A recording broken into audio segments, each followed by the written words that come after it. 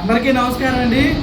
వర్ధిల్లాలి డాక్టర్ చదలవాడ అరవింద్ బాబు గారి నాయకత్వం, నరసరావుపేట శాసనసభ్యులు, అలాగే ఎన్డీఏ కూటమి వర్ధిల్లాలి నారా లోకేష్ బాబు గారి నాయకత్వం, నారా చంద్రబాబు నాయుడు గారి నాయకత్వం, అలాగే మన డిప్యూటీ సీఎం పవన్ కళ్యాణ్ గారి నాయకత్వం వర్ధిల్లాలి, ఎన్డీఏ కూటమి వర్ధిల్లాలి.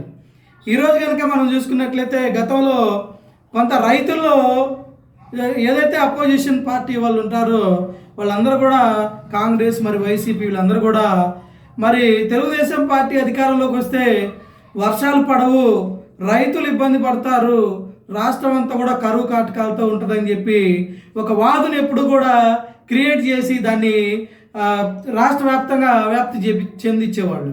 మరి మనం ఈరోజు కనుక చూసుకుంటే ఎన్డీఏ కూటమి మరి మోడీ గారి నాయకత్వం, చంద్రబాబు గారి నాయకత్వం, అలాగే పవన్ కళ్యాణ్ గారి నాయకత్వంలో ఈరోజు గవర్నమెంట్ని ప్రారంభించి 3 నెలలు అవుతుంది మనం విజయం సాధించి. ఈ 3 నెలల్లో కనుక మనం చూసుకుంటే వద్దంటే నీళ్లు, నదులు నిండిపోయాయి, నాగార్జున సాగర్ నిండిపోయింది, శ్రీశైలం ప్రాజెక్టు నిండిపోయింది, రైతులకి కళ్ళల్లో కన్నీరు వెళ్ళి మరి కళ కనబడతామని ఆనందోత్సవాలు. చంద్రబాబు నాయుడు గారు మరి ఆయన వస్తే కరువు కాటకాలు వస్తాయన్న నాయకులు ఈరోజు ఎటో మాయమైపోయారనేటువంటి విషయాన్ని మనం అందరూ కూడా గమనించాలి. ఈరోజు కూటమి ప్రభుత్వానికి మరి ప్రకృతి కూడా అనుకూలంగా ఉంది కాబట్టి ఈరోజు మనం కూడా సస్యశ్యామలంగా రాష్ట్ర ప్రభుత్వం ముందుకు వెళ్తూ ఉంది.